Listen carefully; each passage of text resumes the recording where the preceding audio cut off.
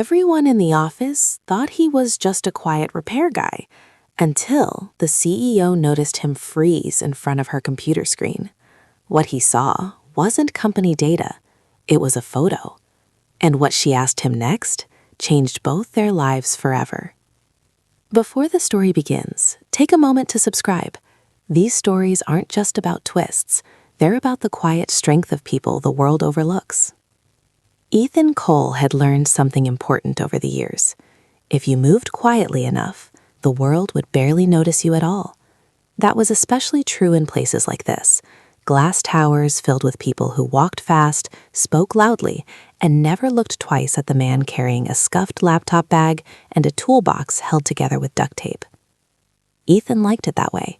At 37, invisibility felt safer than attention. His mornings always began before sunrise, not because he wanted them to, but because his daughter needed him before the world demanded anything else.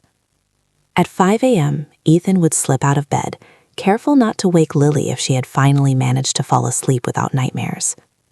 He would stand in the doorway of her small room for a few seconds every morning, just watching her chest rise and fall. It was a habit he never talked about, a silent ritual born from fear he couldn't quite unlearn. Then came the routine, lunch packed with a handwritten note she pretended not to care about, shoes placed neatly by the door because she liked knowing exactly where they were, hair brushed gently while she complained that he pulled too hard, even when he didn't. By the time most people were hitting snooze on their alarms, Ethan had already lived half a day. Dropping Lily at school was the hardest part. She always waved until he was out of sight, and he always waited a few extra seconds in the car, just in case she turned around one more time. Only then did Ethan head to work. He wasn't employed by any one company. Independent IT repair. On call, replace this, recover that, fix problems people didn't understand and didn't care to understand as long as they went away. It paid the bills, barely. What it didn't give him was stability, or benefits, or time off when Lily got sick, and he had to choose between missing a job or missing rent. Still, he never complained. Complaining didn't change anything. That morning, his schedule had him headed to Hartwell Dynamics, a company so large it occupied its own block of the city. As Ethan approached the building, he adjusted the strap of his bag and reminded himself to keep his head down. Get in, fix the issue, get out. Inside, the lobby buzzed with confidence and control. Executives passed him without slowing down. Assistants walked briskly, eyes glued to tablets and schedules too full to acknowledge a repair technician. Ethan signed in at the front desk. The receptionist barely glanced up. IT? She asked. Yes, Ethan replied. She slid him a visitor badge without looking at his face. That was fine. He didn't need to be remembered. As he waited for the elevator, Ethan checked his phone. A single unread message from Lily, sent with help from her teacher. Dad, I got 8 of 10 on spelling. He smiled. Typed back quickly. Proud of you. Always. The elevator doors opened, reflecting his tired eyes and worn jacket back at him. For a moment, he barely recognized himself. He used to dream about bigger things once. About climbing. About becoming someone important. Life had other plans. And somewhere along the way, Ethan learned that being important wasn't about titles or offices. It was about being there when someone needed you. As the elevator rose toward the upper floors, Ethan had no idea that this job, just another line on his schedule, was about to pull him into a life far bigger than his own, and that by the end of the day, he would no longer be invisible to the one person who mattered most. The elevator ride felt longer the higher it climbed. Ethan watched the numbers light up one by one, each floor bringing him farther from the world he understood and closer to a level of authority he rarely dealt with directly. Most of his calls came from cluttered offices, cramped server rooms, or stressed-out middle managers panicking over frozen screens. This was different. The top floor was quiet in a way that felt deliberate, like noise simply wasn't allowed to exist there. The doors slid open to thick carpet, soft lighting, and walls lined with framed achievements and magazine covers. Victoria Hartwell's name appeared more than once. Ethan adjusted the visitor badge clipped to his jacket and followed the discreet signage towards the CEO's office. With every step, he reminded himself of the rules. Don't touch anything you don't need to. Don't look at anything personal. Fix the problem. Leave no trace. He knocked once. A voice answered immediately. Calm, controlled, female. Come in. The office was larger than his entire apartment. Floor-to-ceiling windows overlooked the city, sunlight bouncing off steel and glass far below. The desk was immaculate. No clutter, no loose papers. Everything had a place, and everything in that room seemed to exist to serve one purpose: efficiency. Victoria Hartwell sat behind the desk, posture straight, attention fixed on a tablet in her hand. She didn't look up when Ethan stepped inside. "My computer crashed mid-presentation," she said. "I need it operational in 20 minutes. "Yes, ma'am," Ethan replied. He moved towards the workstation quietly, setting his bag down with practiced care. As he worked, he felt the familiar sensation of being evaluated without being acknowledged, like furniture that might disappoint if it failed to function properly. He preferred it that way. The machine was high-end, top-of-the-line hardware, custom security protocols layered on top of each other. Whoever had configured it had spared no expense. Ethan's fingers moved confidently across the keyboard. System logs, memory dump, unexpected shutdown. He narrowed it down quickly. Corrupted driver update conflicting with encrypted backup software. A mess, but fixable. Behind him, Victoria finally spoke again. "You're faster than the last technician." Ethan didn't turn around. This kind of issue usually looks worse than it is. He sensed her eyes on him now. Not hostile, just curious. The kind of attention he rarely received from people in her position. As the system rebooted, Ethan leaned back slightly, keeping his eyes on the loading screen. Years of experience had taught him that reboot moments were when things either resolved cleanly or went very wrong. The screen flickered, then stabilized, and then something unexpected happened. A folder opened automatically.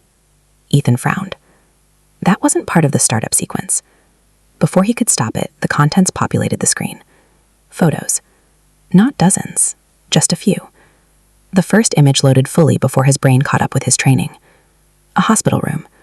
Soft lighting, medical equipment, and in the center of it all, a small girl asleep on a narrow bed, her chest rising carefully, like each breath had to be negotiated with the universe. Ethan's hand froze mid-motion. He hadn't meant to look.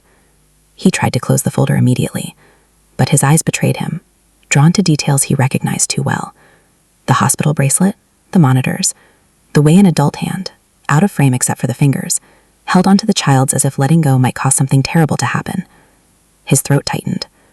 Because he had sat in that chair before. He had stared at those machines. He had prayed to those numbers on those screens. Behind him, the room was suddenly very quiet. Too quiet. Ethan swallowed and closed the folder, forcing the desktop back into view as if nothing had happened. "I'm sorry. The system should be stable now." For a moment, he thought he'd gotten away with it. Then Victoria Hartwell spoke again, her voice no longer clipped or distant. "You saw it," she said. Ethan slowly turned around. And for the first time since he'd walked into that office, the CEO was standing. Ethan didn't answer right away. Not because he didn't hear her, but because his mind was racing through every possible response that wouldn't cost him his reputation, his job, or his dignity. He could deny it, say the screen flickered, say he didn't notice anything, say whatever kept the distance between them intact. That was usually the safest option. But something in Victoria Hartwell's expression made him stop. She wasn't angry. She wasn't accusatory. She looked exposed. "I didn't mean to," Ethan said finally, his voice low and steady. The folder opened on its own. Victoria studied his face, as if trying to decide whether honesty lived there. After a long second, she nodded once. "I know," she said. "It shouldn't have been there." She stepped closer to the desk, her eyes drifting back to the screen as if the image were still visible. For a brief moment, the armor she wore so naturally, the posture, the authority, the distance, slipped. Ethan noticed. He wished he hadn't. "I usually keep personal files locked away," she continued. "That one, I forgot." Ethan looked down, suddenly very aware that he was standing in the private space of someone who commanded rooms with a glance. He had no right to be here, no right to know anything beyond the technical problem he was paid to fix. But the image had already burned itself into his memory. "I've seen that room before," he said quietly. Victoria's head snapped up. "What do you mean?" Ethan hesitated. He rarely spoke about his past to strangers, especially powerful ones. But the truth had a way of pushing forward when it needed to be heard. "My daughter," he said. "She was in the hospital when she was younger. Different condition, same look." Victoria's fingers curled slowly into her palm. "That look?" she asked. The way the machines hum louder than the people, Ethan replied. The way time stops making sense. The way you start counting breaths instead of hours. Silence settled between them, heavy and uncomfortably intimate. Victoria turned back to the screen and, with a deliberate motion, reopened the folder. The photo appeared again. "This is Emma," she said. "My daughter." Ethan nodded. "She's strong." Victoria let out a short, humorless breath. "You can tell that from a picture?" "No," Ethan said, "from the way she's holding on." Victoria stared at the image longer than she probably meant to. "She was diagnosed 2 years ago," she said. "Rare condition. Specialists everywhere. Opinions that contradict each other. I built this company on control, but there are some things money doesn't buy." Ethan didn't respond. He knew that lesson too well. "She hates when I cry," Victoria added suddenly. "So I don't. Not in front of her." Ethan met her eyes. "That doesn't mean she doesn't know," he said gently. "Kids always know." Victoria's jaw tightened. For a second, it looked like she might dismiss him, shut the conversation down, retreat back into the role that protected her from weakness. Instead, she asked the question that caught him completely off guard. "Does it ever stop hurting?" The words hung in the air, raw and unguarded. Ethan felt his chest tightened, not from pain, but recognition. He didn't answer immediately, because the truth wasn't simple, and once spoken, it would change everything. Ethan opened his mouth to answer, then closed it again, because the truth deserved more than a quick reply. The office around him seemed to fade. The polished desk, the towering windows, the city stretching endlessly below. All of it blurred as a memory he worked hard to keep buried rose quietly to the surface. 6 years ago. Different hospital. Different floor. Same smell of antiseptic and quiet fear. Ethan remembered sitting in a plastic chair that dug into his spine, staring at a red digital clock on the wall that never seemed to move forward. He remembered how his hands shook no matter how tightly he clenched them, how he'd counted every beep of the heart monitor as if numbers alone could keep his world from collapsing. Lily had been 5, too small for the bed, too still. Her mother, his wife, had kissed Lily's forehead that morning and promised they'd be back before dinner, a promise broken by a drunk driver who never saw the red light. Ethan hadn't cried then. He couldn't afford to. Someone had to sign forms. Someone had to listen to doctors speak in careful voices. Someone had to stand when everything else was falling apart. That someone had been him. Ethan? Victoria's voice pulled him back. He realized his fists were clenched so tightly his knuckles had gone white. "It doesn't stop," he said finally. His voice was steady, but only because he'd practiced making it that way. Not completely. Victoria watched him closely now, no longer the CEO evaluating a vendor, but a mother listening to another parent who understood something she hoped she never would. "But," Ethan continued, "it changes." He took a slow breath. "At first, it's everywhere, in every quiet moment, every sound, every breath you're afraid might be the last. You wake up hurting, you fall asleep hurting, and you think that if you let yourself feel it fully, you'll drown."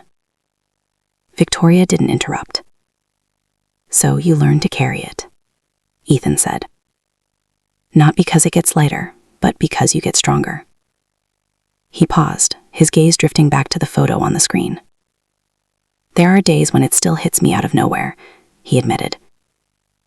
"A smell, a sound, a memory, and for a moment I'm back in that chair again." Victoria swallowed. "And your daughter?" she asked. "How is she now?" Ethan allowed himself a small smile. "She's stubborn, brave, and she still pretends she doesn't like the notes I put in her lunch." Victoria's lips curved slightly before she caught herself. "You raised her alone," she said. "Yes. And you're still standing." Ethan shrugged. "She gave me no choice." Silence stretched between them, not awkward, but heavy with shared understanding. Victoria turned away, resting a hand lightly on the desk as if grounding herself. "I don't talk about Emma," she said quietly. "Not to anyone. They see the company, the numbers, the decisions. They don't see this." She gestured faintly toward the screen. Ethan nodded. Most people don't see what they don't have to. Victoria looked back at him then, not with authority, not with judgment, but with something far more unsettling. Trust. And in that moment, Ethan realized this conversation was no longer just about a broken computer. It was about two parents standing on opposite sides of power and privilege, bound by the same fear, and neither of them was walking away unchanged. Victoria Hartwell stood very still. For a woman who made billion-dollar decisions without hesitation, it was strange to see her hesitate over words. Her gaze remained fixed on the city outside the window, but her reflection in the glass told a different story, one of tension, of a mask slipping just enough to reveal what lived beneath. "I wasn't supposed to ask you that," she said quietly. Ethan didn't respond. He knew better than to fill silences like this. Some moments needed space. "But you answered anyway," she continued. "Most people don't. They say things like, 'Stay positive,' or 'Everything happens for a reason.'" Her voice hardened slightly. "I hate those phrases." Ethan nodded once. "So do I." She turned toward him then, her arms folded, not defensively, but as if she were holding herself together. "They don't know what to say," Ethan added, "and they're afraid of saying the wrong thing, so they say nothing real." Victoria exhaled sharply, a sound that hovered between a laugh and a sob. "That's exactly it," she said. "Everyone around me speaks carefully, as if I might break if they don't." She walked back to her desk slowly and sat down, but the posture of command was gone. She looked tired now, human. "When Emma was diagnosed," Victoria said, "I doubled my workload. More meetings, more travel, more control. I told myself I was protecting her by keeping her life private." She looked up at him. "But the truth is, I didn't know how to sit still with the fear." Ethan felt the weight of her honesty settle in his chest. "I've been there," he said. She studied him. "You don't look like someone who should be telling me that." Ethan allowed a faint smile. "That's the thing about pain. It doesn't care what you look like." Victoria let that sink in. She glanced at the screen again, then back at Ethan. "You said it changes," she said, "the pain, into something else." "Yes." "What does it turn into?" Ethan hesitated, not because he didn't know the answer, but because speaking it out loud made it real. "It turns into responsibility," he said finally. "To keep going, to show up, to be steady when they can't be." Victoria's voice softened. "Even when you're scared?" "Especially then." For a long moment, neither of them spoke. Then Victoria did something unexpected. She stood, walked around the desk, and extended her hand. "Thank you," she said. "Not as a CEO, as a mother." Ethan shook her hand carefully, aware that this was no longer a professional exchange. As he gathered his tools, preparing to leave, Victoria spoke again. "There's something else," she said. Ethan paused. "I wouldn't ask if it didn't matter," she continued, "and you're free to say no." She took a breath, deep, steadying. "My IT team fixes systems," she said. "But you understand people." Ethan looked at her, unsure where this was going. "Would you be willing," she asked, "to talk to my daughter?" The room seemed to go very quiet. And just like that, Ethan found himself facing a question far heavier than any broken machine he'd ever been paid to repair. Ethan didn't answer immediately. Not because he didn't want to, but because he understood exactly what Victoria was asking him to step into. This wasn't a casual favor. It wasn't a polite visit. It was an invitation into the most fragile part of someone's life. "I'm not a doctor," Ethan said carefully, "and I'm not trained for that kind of thing." Victoria nodded. "I know." "I don't want to give her false hope," he continued, "or say the wrong thing." "You won't," she said without hesitation, "because you won't pretend." Ethan studied her face.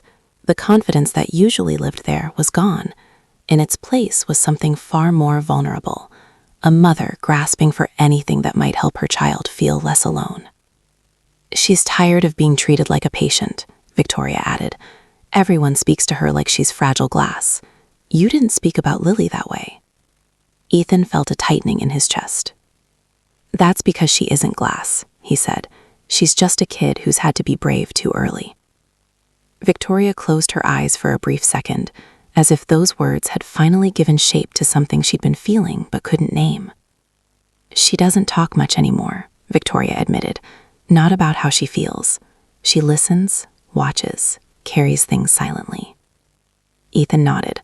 That's what kids do when they don't want to scare their parents. Victoria looked at him sharply. You really believe that? I've lived it.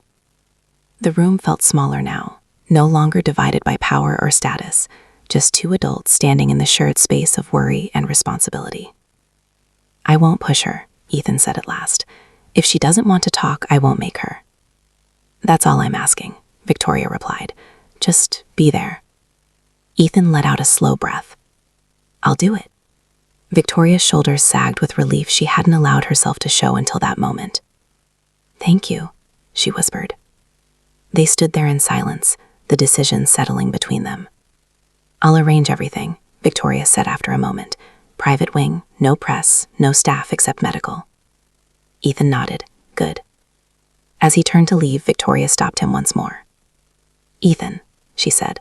He turned. You didn't have to say yes, she added. Most people wouldn't.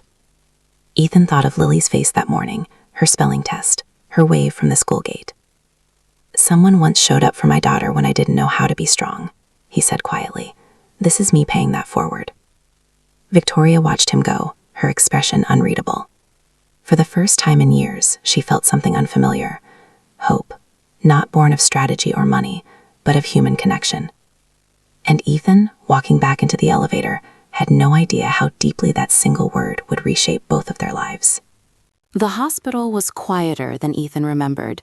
Not silent, never silent, but subdued, as if the building itself understood the weight of what happened inside its walls. The floors gleamed, the lights were softer, and every step echoed just enough to remind him where he was. He hated how familiar it felt. A nurse escorted him through a secured corridor into the private wing. Everything here was pristine, designed to shield its occupants from the chaos of the rest of the hospital. Private rooms, discreet entrances, no unnecessary noise. Emma's room was at the end of the hall. Victoria stood outside the door when Ethan arrived. She looked composed, but Ethan recognized the signs, the tension in her jaw, the way her hands folded and unfolded as if she didn't know where to rest them. She's awake, Victoria said quietly, but she doesn't know why you're here. That's fine, Ethan replied. We'll let her lead. Victoria nodded, then hesitated. I'll stay, she said, but in the corner. I won't interrupt. Ethan opened the door slowly. Emma lay propped up against pillows, her hair pulled back loosely, eyes sharper than her fragile frame suggested. She looked up as they entered, studying Ethan with open curiosity. This is Ethan, Victoria said. He helps fix computers. Emma blinked. Like when they stop working? Exactly like that, Ethan said with a gentle smile. She considered him for a moment. Do you fix people too? Ethan crouched slightly so he wasn't towering over her. I don't think people are broken, just dealing with hard stuff. That answer seemed to satisfy her. He didn't ask about her illness, didn't mention hospitals or treatments. Instead, he asked about the tablet beside her bed. Is that your favorite game? He asked. Emma nodded. I'm bad at it. Ethan leaned closer. Good. That means you're still learning. A small smile tugged at her lips. They talked about ordinary things. School she missed, cartoons she pretended she was too old for, food she hated that everyone kept bringing her anyway. Slowly, her shoulders relaxed. Victoria watched from the corner, stunned. Emma hadn't laughed like that in weeks. At one point, Emma glanced at Ethan and asked, Were you ever scared? Ethan didn't dodge the question. Yes, he said, a lot. Emma's voice was barely above a whisper. What did you do? I talked, Ethan replied, and when I couldn't talk, I listened. Emma nodded thoughtfully, as if storing that answer away. When the visit ended, Emma surprised them both. Will you come back? She asked. Ethan smiled. If you want me to. She nodded firmly. I do. Victoria pressed her lips together, emotion flickering across her face. As Ethan stepped back into the hallway, he felt something he hadn't expected. Not sorrow. Connection. And behind him, for the first time in a long while, Victoria Hartwell allowed herself to believe that maybe, just maybe, she didn't have to carry this alone. The hallway outside Emma's room felt heavier than the one Ethan had walked in through. Not because of sadness, but because something important had just happened, and neither of them knew how to name it yet. Victoria walked beside Ethan in silence, her step slower than before. The confident stride she wore in boardrooms had softened here, replaced by the cautious pace of a mother trying not to disrupt a fragile moment. "She hasn't asked anyone to come back," Victoria said quietly. "Not the specialists, not the counselors." Ethan nodded. She felt seen. They reached the end of the corridor, where a wide window looked out over the city. Evening light spilled in, painting everything gold. Victoria stopped walking. "My assistant will take care of your invoice," she said. "Whatever your rate is, double it." Ethan shook his head. "That's not necessary." "It is to me," she replied. Then, after a pause, "But that's not why I asked you here." Ethan waited. She turned toward him fully now. "I built my company on precision, control, efficiency. I fix problems by eliminating uncertainty." Her gaze dropped briefly to the floor. "My daughter is not a problem I can solve." Ethan didn't interrupt. "You didn't come in with answers," she continued. "You didn't lecture her or try to make her feel better.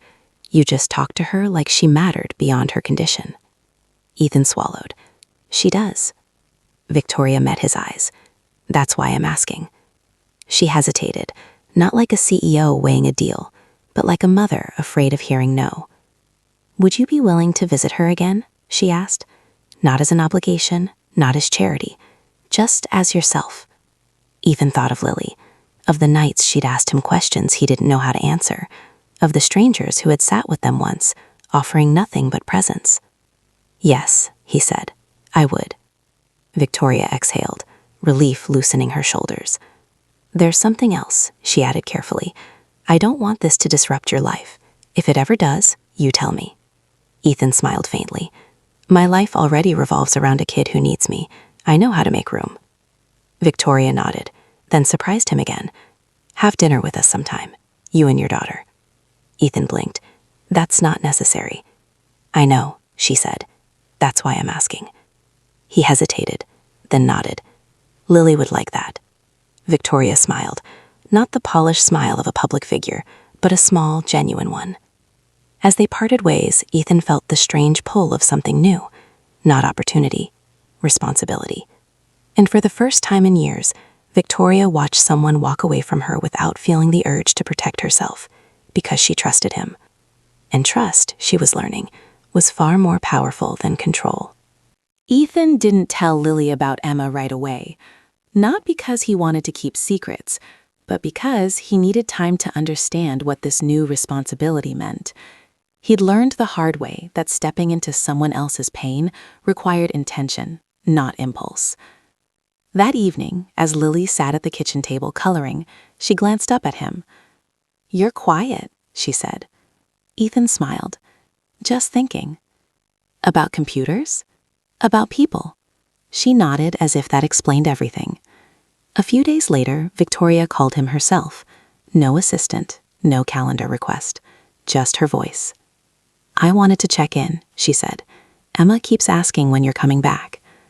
Ethan closed his eyes briefly. "I can come by tomorrow." There was a pause. "Thank you."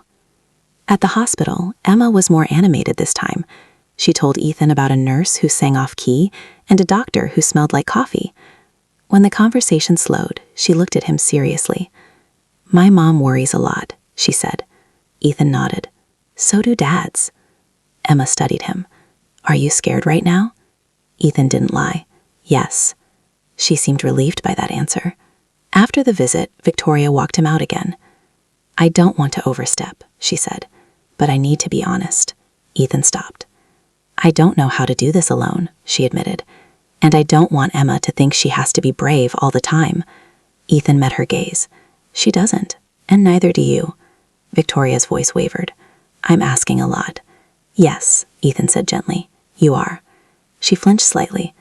"But it's the right thing," he continued, "and I wouldn't say yes if I didn't believe that." Victoria let out a breath she didn't realize she'd been holding. "I won't take advantage of your kindness," she said. "I promise." Ethan nodded. "Then don't. Just let this be human." They stood there for a moment. two adults standing at the edge of something neither of them had planned. This wasn't a favor anymore. It was a bond forming under the weight of trust. And Ethan knew, once you accepted that kind of responsibility, there was no stepping back, not without leaving something important behind. The next time Ethan entered the hospital, it didn't feel like walking into a memory. It felt like stepping into a promise. Emma was sitting upright when he arrived, her legs tucked beneath her, a sketchbook balanced on her knees. She looked up immediately, eyes lighting up in a way that made Ethan's chest tighten. "You came back," she said. "I said I would," Ethan replied. She studied him carefully. Most people say that. He sat in the chair beside her bed, the same chair he'd once hated in his own past, now determined to reclaim it as something different. "What are you drawing?" he asked. Emma turned the sketchbook toward him. Stick figures, a city skyline, two kids holding hands. "Who's that?" Ethan asked. "That's me," she said, pointing, "and that's someone I haven't met yet." Ethan smiled. "They look brave." Emma shook her head. "They're just standing." He nodded. "That counts." Victoria watched quietly from the corner, her presence softer now, less guarded. She didn't interrupt, she didn't hover. She trusted this. Emma asked Ethan questions kids rarely asked adults. "Do you think people are born strong? Why do adults pretend everything's okay? Is it bad to be scared?" Ethan answered honestly. "No." "Because they don't want to scare kids?" "No, it means you care."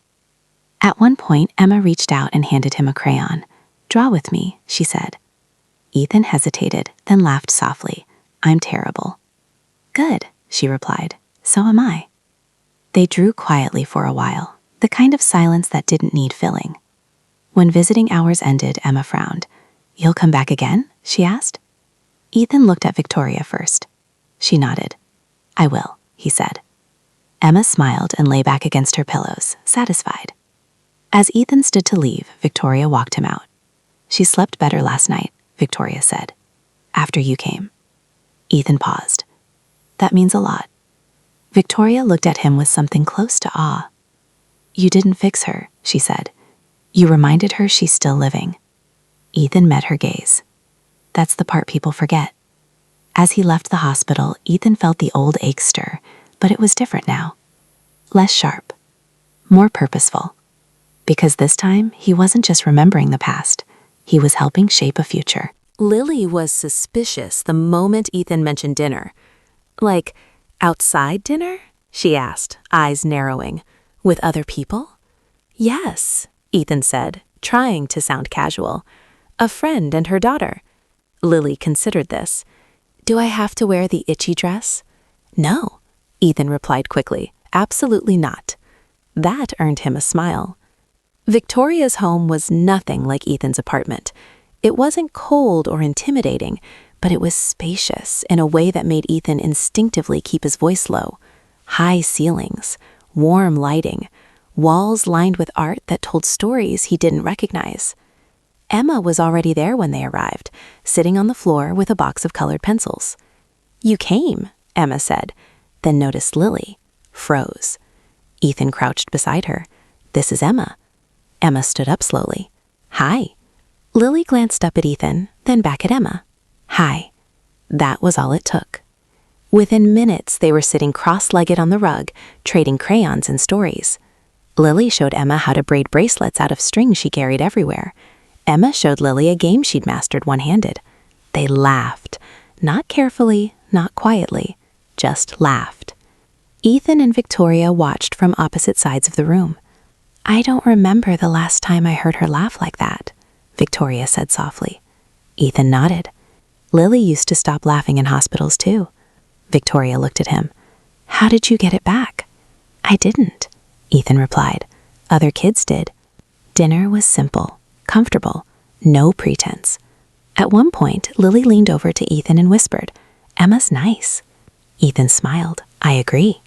When it was time to leave, Lily surprised everyone. "Can we come again?" she asked. Victoria blinked. "Any time." As they drove home, Lily stared out the window. "Dad?" she said. "Yes?" "Emma's scared," Lily said matter-of-factly. "But she's not lonely." Ethan swallowed. "No, he said softly.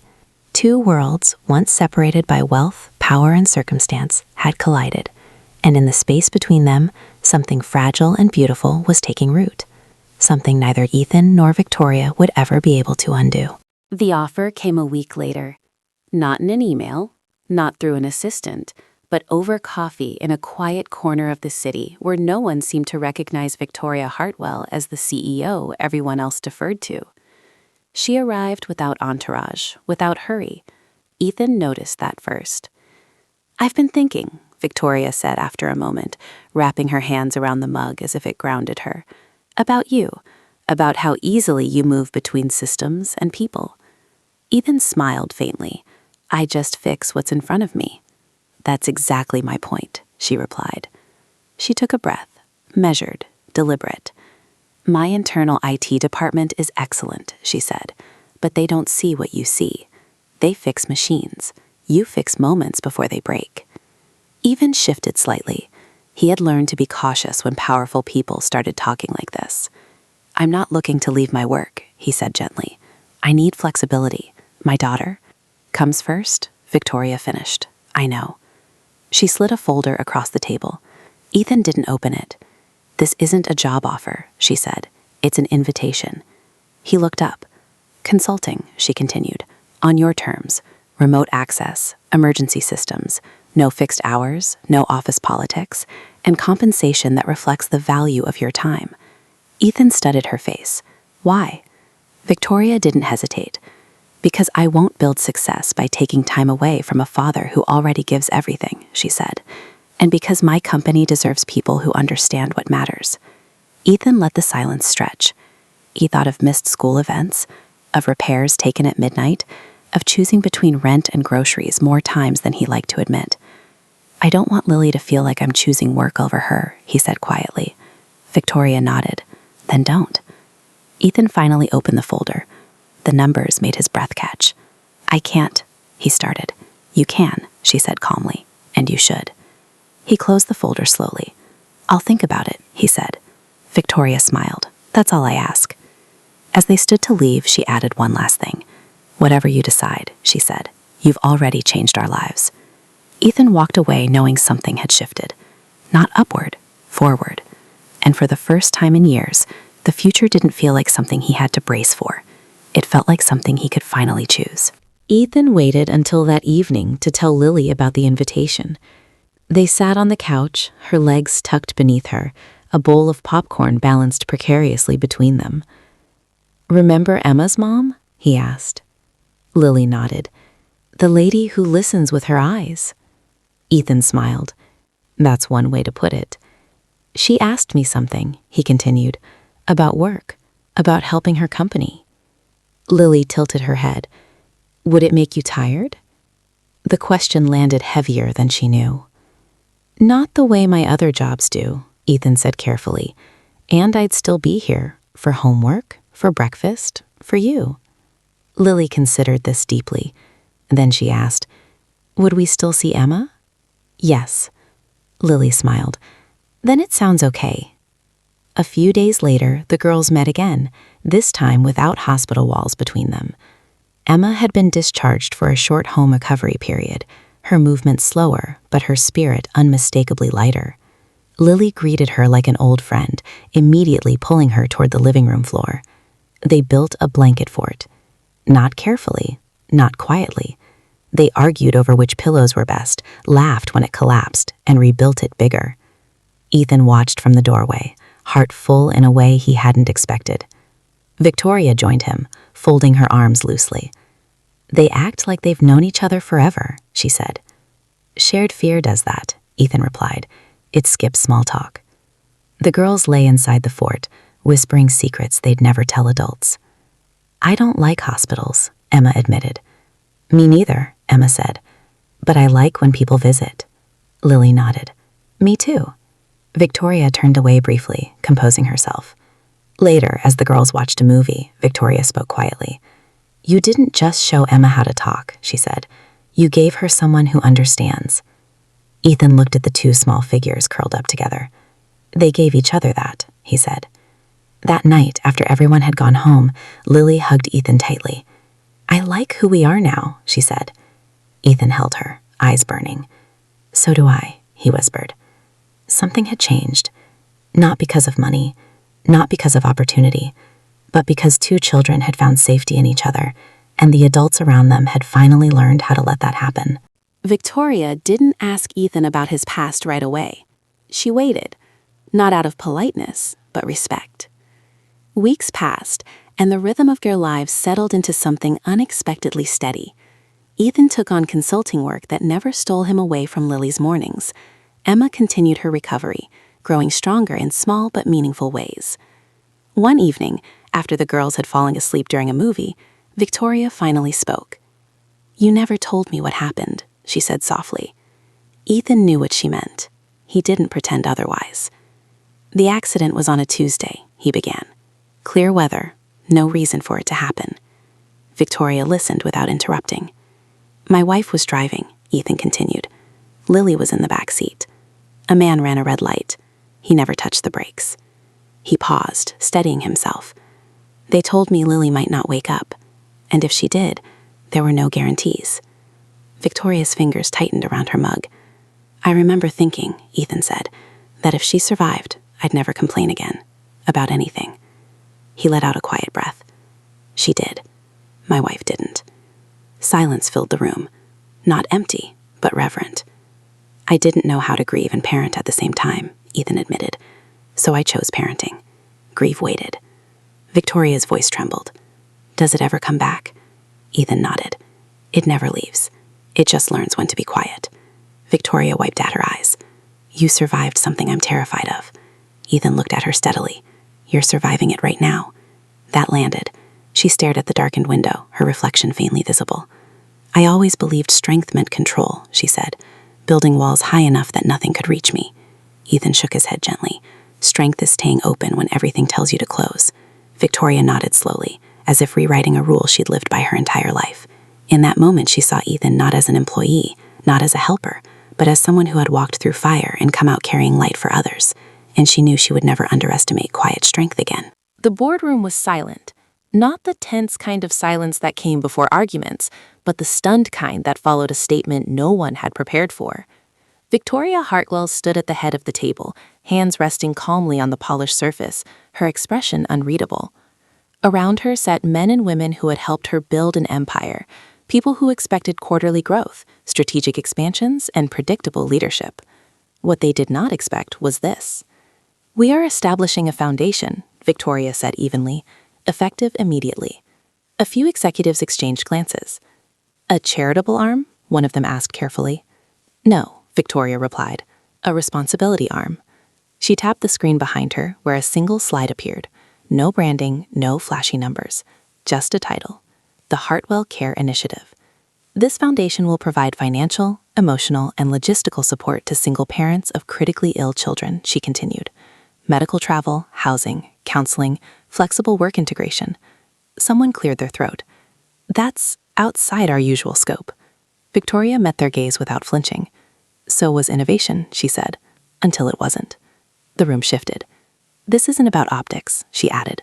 "There will be no press release, no gala, no names attached." A pause. "Why?" another board member asked. Victoria didn't answer immediately. Her thoughts drifted, not to spreadsheets or projections, but to a man sitting on a hospital chair, speaking gently to a child who wasn't his, and meaning every word. "Because strength goes unnoticed far too often," she said finally, "and I intend to change that." The motion passed, unanimously. Later that evening, Ethan watched the internal company broadcast on his laptop, Lily curled up beside him with a book. He didn't know why he clicked on it. Maybe curiosity, maybe instinct. When he heard Victoria speak, his chest tightened, not because of pride, but because he recognized the truth in her words. He hadn't set out to inspire anything. He had simply shown up. Lily looked up at him. "Is that your friend?" Ethan nodded. "Yes." "She sounds brave," Lily said. Ethan smiled softly. "She's learning." Across the city, Victoria stood alone in her office after the meeting ended, staring out at the skyline. For the first time in her career, she felt certain that she'd made the right decision, not because it strengthened the company, but because it strengthened her humanity. Victoria didn't follow up with paperwork right away. She waited until a morning when Ethan was free, really free. No rushing between school drop-offs and emergency calls. No background stress pulling his attention in 10 directions at once. They met again at the same quiet cafe. This time, Victoria arrived first. "I wanted to do this properly," she said as Ethan sat down, without pressure. Ethan nodded. "I appreciate that." She slid a single-page document across the table. No legal language, no fine print designed to trap. Just clarity. "This isn't employment," Victoria said. "It's partnership." Ethan read slowly. "Remote systems oversight. Emergency consultation only when needed. Guaranteed flexibility during family emergencies. Compensation that adjusted annually without renegotiation." He looked up. "You rewrote the whole structure." "Yes," she replied, "because the old one assumed people could separate life from work. That assumption is wrong." Ethan exhaled, a sound he hadn't realized he was holding in. "I've turned down offers before," he said. "Good ones, because they always came with a cost." Victoria nodded. "I won't ask you to pay one." He closed the document gently. "I'll accept," he said. Victoria smiled, not triumphantly, but with relief. "Good," she said. "Then we're aligned." As they stood to leave, she hesitated. "There's something else," she added. "The foundation. I want you involved. Not as a face, as a voice." Ethan shook his head. "I don't belong in those rooms." "You do," Victoria said firmly, "because you remind people what decisions actually affect." Ethan thought of Lily's lunch notes, of hospital chairs, of being unseen. "I'll consider it," he said. "That's all I ask," Victoria replied. As Ethan walked home later, he realized something profound. For the first time since his wife's death, he wasn't just surviving. He was building a life that didn't require sacrifice to prove its worth. And that changed everything. It happened quietly. No announcement, no ceremony, just another routine system check scheduled on Ethan's calendar. Victoria's computer again. The same office, the same desk, the same city stretched endlessly beyond the glass.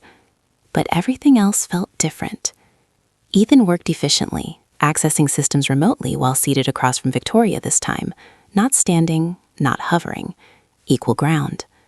"You've made my life boring," Victoria said lightly. "Everything works now." Ethan smiled. "That's the goal." As the system refreshed, a familiar folder appeared on the screen. Ethan paused, not out of surprise, but recognition.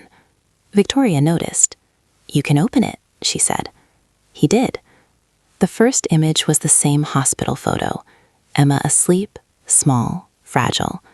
But beside it now was another, Emma and Lily, barefoot in the backyard, faces smeared with popsicle juice, laughing in a way that had nothing to do with illness or recovery. Ethan felt his throat tighten. "That's a good update," he said quietly. Victoria nodded.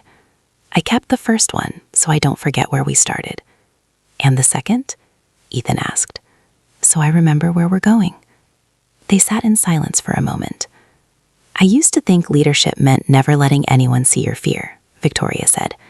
"Now I think it means letting the right people see it." Ethan closed the folder gently. "Your system's stable," he said. Victoria smiled. "So are we."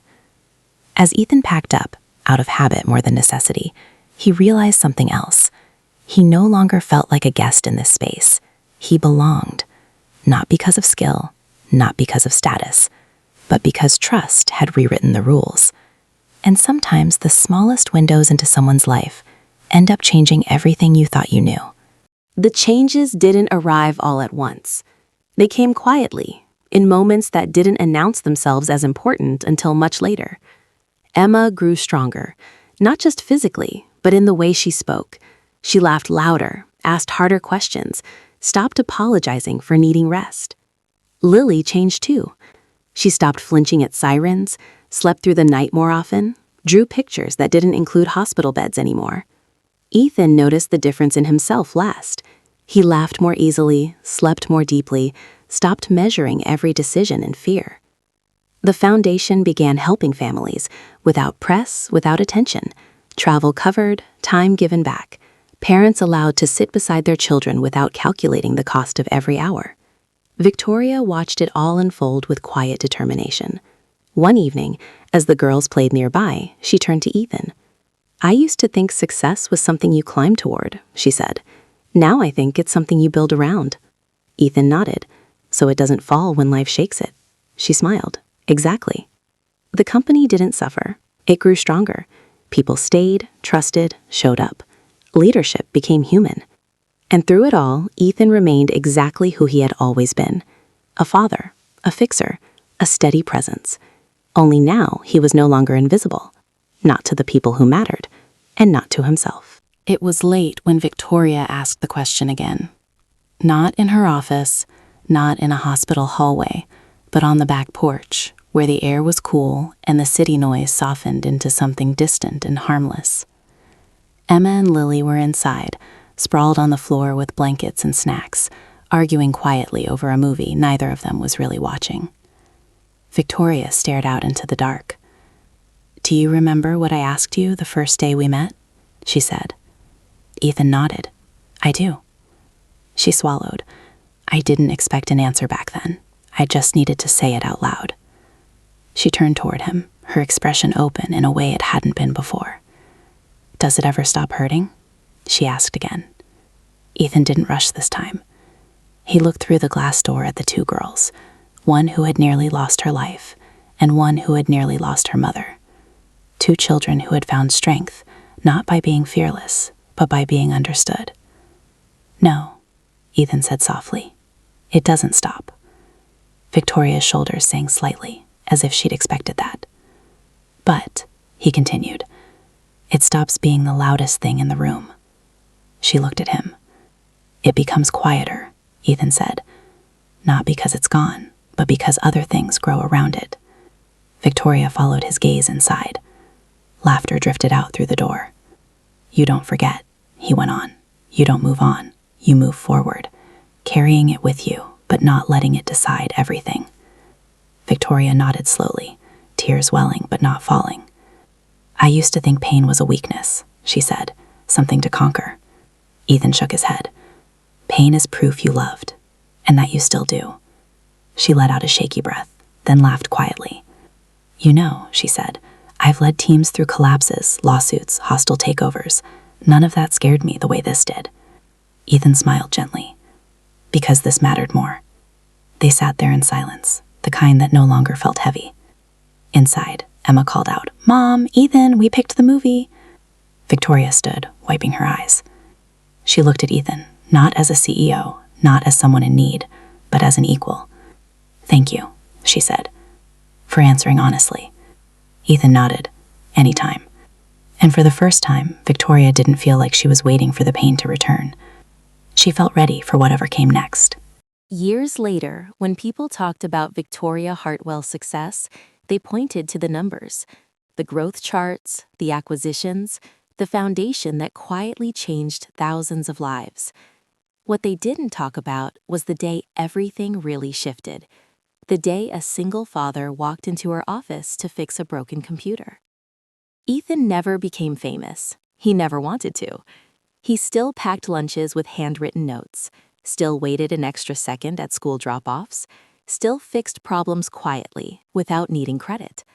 But he was no longer invisible. Not to Lily, who grew up knowing that strength didn't have to be loud. Not to Emma, who learned that being scared didn't mean being alone. And not to Victoria, who finally understood that leadership wasn't about standing above others, but standing beside them when it mattered most. One afternoon, as Ethan prepared to leave after a routine check-in, Victoria stopped him. "You know," she said, smiling softly, "I spent years surrounded by the smartest people in the room." Ethan raised an eyebrow. "That sounds exhausting." She laughed. "It was, and none of them changed my life." She looked at him seriously. "I never expected the person who would remind me what matters most would be a man repairing my PC." Ethan smiled, not proudly, not humbly, just honestly.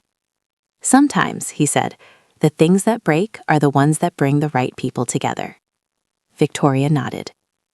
As Ethan walked out of the building, the city humming below, he felt something settle inside him. Not relief, peace. Because he hadn't just repaired a machine. He had been exactly who he needed to be, at exactly the right moment. And sometimes, That's enough to change everything.